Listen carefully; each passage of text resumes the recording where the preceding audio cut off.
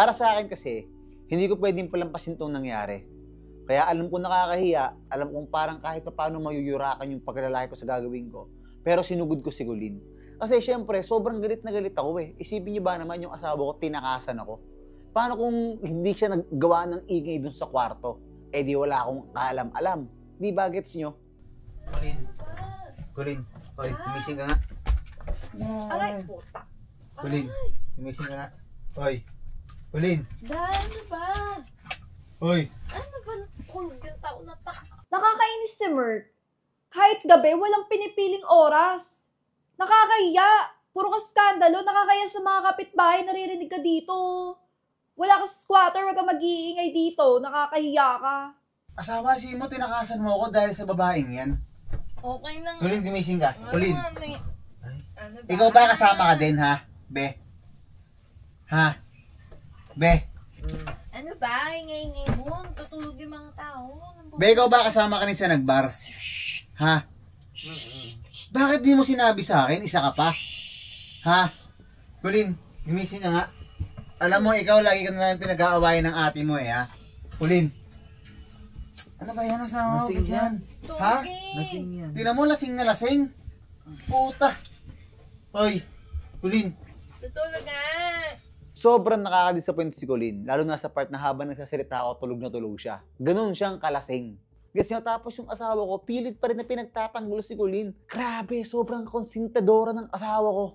Mali na to eh. Mali na tong gantong pagkakonsintadora niya. Kasi dapat kasi binabalance niya. Anong nangyari, parang kahit anong gawin ni Colleen, mapamasama or mabuti, kinakampihan niya.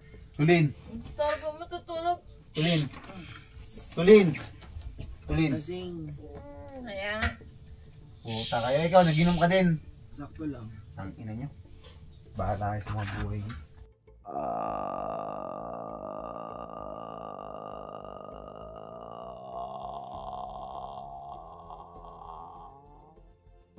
Colleen, bakit mo naman dinamay itong alcab na to? Ikaw dapat yung papaglitan ni Merc. Eh dahil tulog ka, nadamay pa tong alcab na to. Napaglitan tuloy ako ng ekalal na yun. Huwag ka ingay. Tulog mga tao dito. Ingay mo. Bakit ba BFF? Ha? Nyari. Ingay? Teka lang. So far, lasing na lasing talaga ang above na to kagabi. Nagulat talaga ako nung sinabi ni Bea sa akin na pinapagalitan daw ako ni Kuya Merc kagabi. Ano, baby? Ikaw pa yung mag-iinarte na matutulog dyan sa baba? Ano? Mag-arte-artehan ka pa ng ganyan. Siguraduhin mo kaya mo yung arte-arte mong ganyan, ha? Hindi ganyan.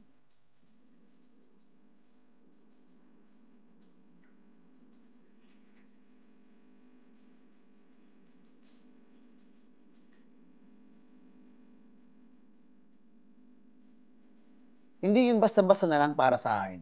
Kaya ako, ang ginawa ko talaga, sa sala na ako natulog. Kasi hindi ko kayang tabihin yung asawa ko, lalo na amoy alak siya. Tapos, nagbar siya nang hindi ko alam. Tulad ng pinangako ko bago mag-umpisa tong season 3 na to, lahat ng problema ay kailangan solusyonan. So, ang ginawa ko, nagpa-meeting agad ako. Kid, meeting na naman. Hindi ka na nauumay. Lagi na lang nadalama itong alcab na to. Oh. So, siguro, alam niyo naman kung ano nangyari kagabi.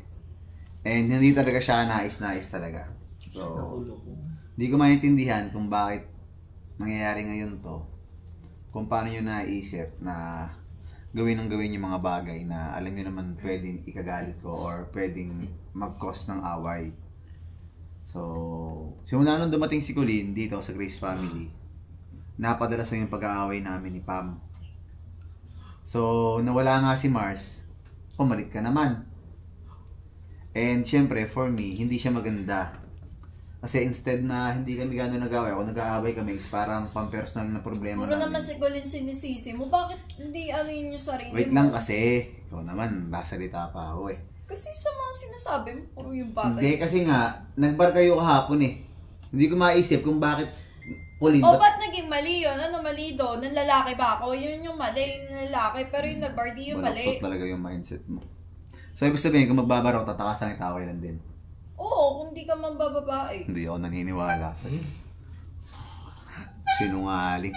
Umalis nga lang ako ng galit ng galit ka na. So, Colleen, alam mo naman na ayokong ang ate mo napunta sa mga ganong bar. So, bakit mo siya niyag? Hindi po. Si ate po nag-aya sa akin. Paano si ate mo nag-gaya? Ano po, pangit po daw kasi yung mga bar na pinupuntahan ko. Sinamahan niya po ako. Totoo ba yan, Sawa? Ako naman talaga nagaya kay Colleen na magpunta sa bar para pakita sa kanya kung ano yung mga class ng mga bar. Kasi mamaya pumupunta siya sa mga pocho-pocho na bar kasi magiget niya doon, mga pocho din na men. At saka isa pa, hindi ko maintindihan bakit galit na galit yung asawa ko. Hindi naman ako nanlalaki.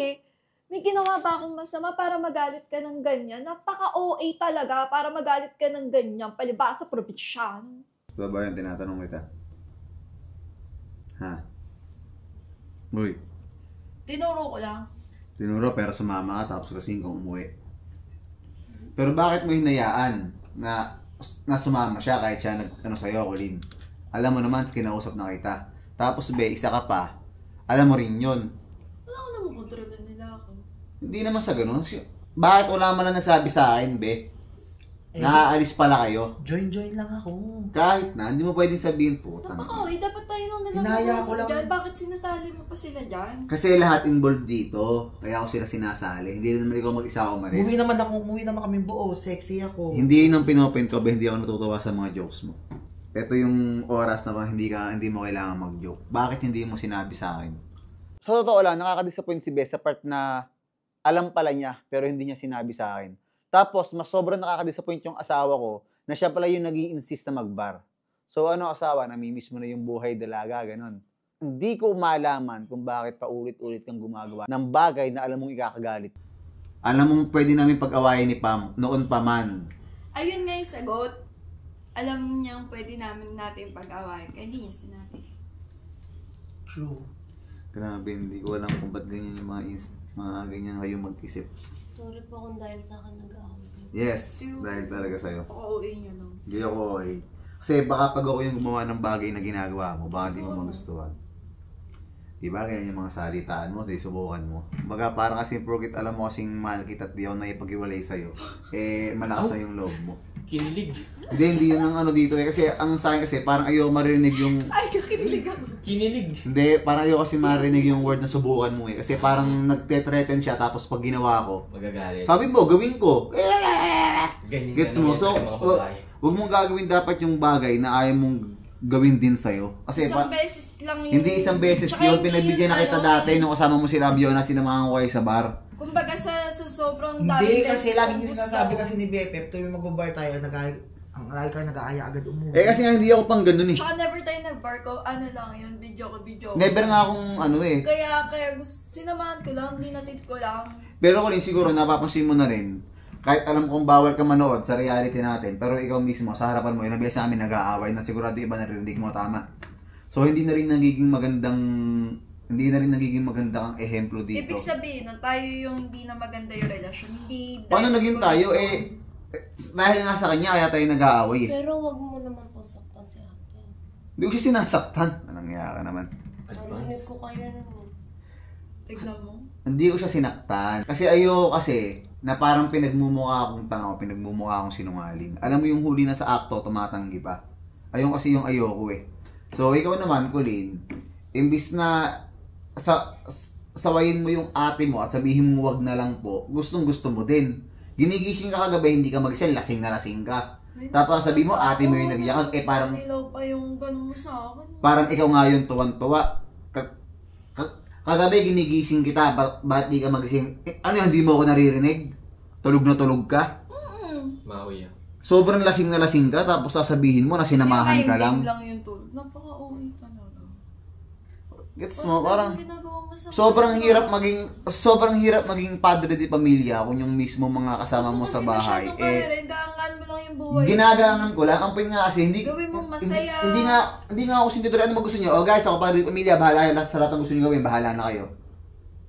Hindi, Parang wala na. Bakit tayo nag-away ngayon? Kasi nagbar kayo. Bakit tayo nag-away? Kasi ayaw mo nagbabar ako. Ikaw, isa ka pa. Wala na kasing pampalasa. Kumbaga, Anong pampalasa? Putang ina. Di parang dapat nagbar din ako para may Araw-araw na lang Nako. ganun yung nangyayari. Wala nang magbago. Hindi ka lang marunong makontento. Magkaiba kasi yung walang pampalasa sa makontento. Kasi meron taong may mga tao na kahit na ganito lang yung buhay nila, kontento sila. Meron mga tao na nagsasawa kasi hindi sila kontento, naghahanap sila ng mas. Ako nga, yun nga yung buhay ko. Nakilala mo. Kaya nga, hindi ka nga marunong ng makontento. Yun nga yung tao. pinopoint ko eh. Nakontento ko. Ilang taon na Nako. dito sa loob ng bahay. 4 na taon na So hindi ka kontento kasi hindi mo dapat sinusumbat sa akin na andito ka kung kontento ka. Kasi kontento ka dapat, masaya ka na naandito ka. Hindi yung napipilitan ka andito ka para may ipakita sa akin. Sana kasi na-appreciate mo din yung 4 na taon. Tapos isang beses Tignan mo, na ako umalis. Magagalit ko na reaction mo. na-appreciate ko yung ginagawa mo, pero yung ginagawa ko, hindi mo na-appreciate. Kasi ngayon, sinusumbatan. Buhay mo yan eh. Probinsyano ka talaga. Choice mo hindi umalis. Bakit ako yung sinisisi mo? Grabe. Sinasali mo ako sa boring mong buhay. Eh gusto ko ang Hindi boring yung buhay ko. May pamilya na kasi ako. Kaya alam ko na dapat yung mga bagay na hindi ko na dapat gawin. Hindi ko gusto maranasan yan at ayoko maranasan yan. Gets mo? Hindi ko ayoko niyan, yung mga babae. Ayoko yun. Dahil ayoko ilagay. Nag-bar babae. Ganito kasi ayoko ilagay yung buhay ko sa sitwasyon na alam kong may tukso, na sitwasyon na alam kong pwede natin pag-awayan. Kaya hindi ko sinusubukan. Kaya ko naman subukan yan eh. Pumunta ako doon, puta, may pera ako, kahit ano, kaya kong gawin. Pero hindi ko ginagawa kasi ayoko maapektan yung relasyon natin. Hindi ko naman malaman sa'yo, bakit ikaw... Bakit nga hindi pwede? Ate, wala puta, saan ka nakita? So, pag pumunta ako Saan ka nakita ng taong pupunta sa bar na matinong babae na may asawa na may anak na? Oo, mo, napakasaming Nako. matinong babae na... Naghahanap ka ng masaya matinong pamilya, tapos ikaw mismo yung pumupunta.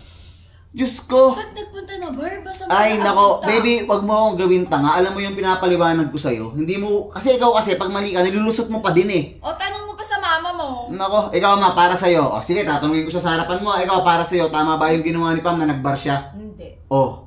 Pam, para sa akin, mali talaga ang ginawa nyo. Walang matinong babae ang pumupunta sa bar. Kahit ako, ayoko ng babaeng napunta sa bar. Alam mo yan, hindi sa kinakampihan ko ang anak ko, pero tama talaga si Christian.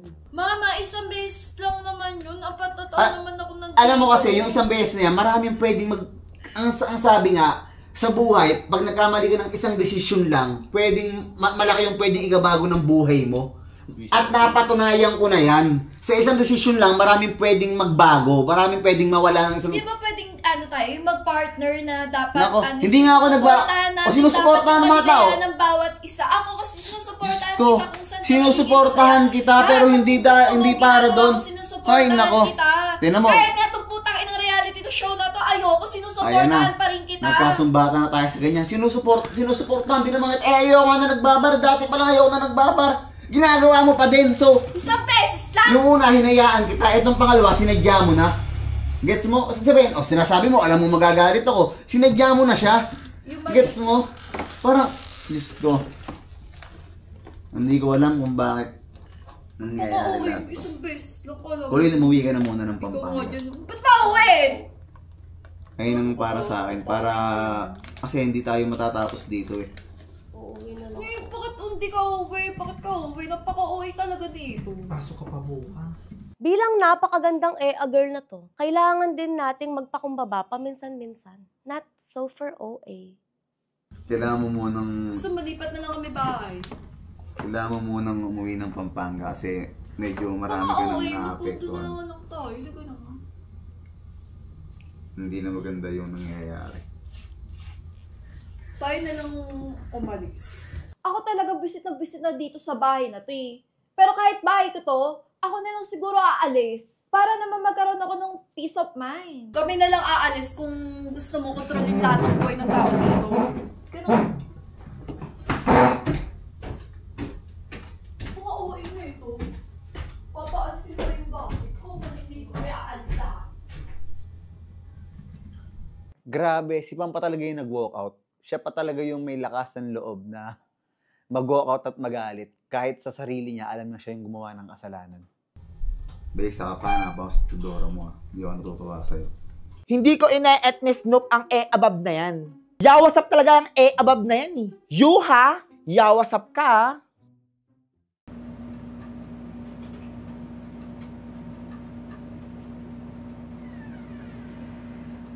Sawa. Sorry na ha. Kinagalit, okay? Mabigla. Okay? Parang hindi ko din na. Ha?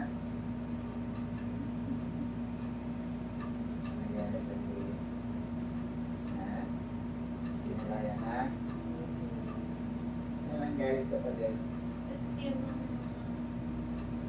Ayan, ganyan dapat. Ikaw yung mag-sorry kasi ikaw yung may mali.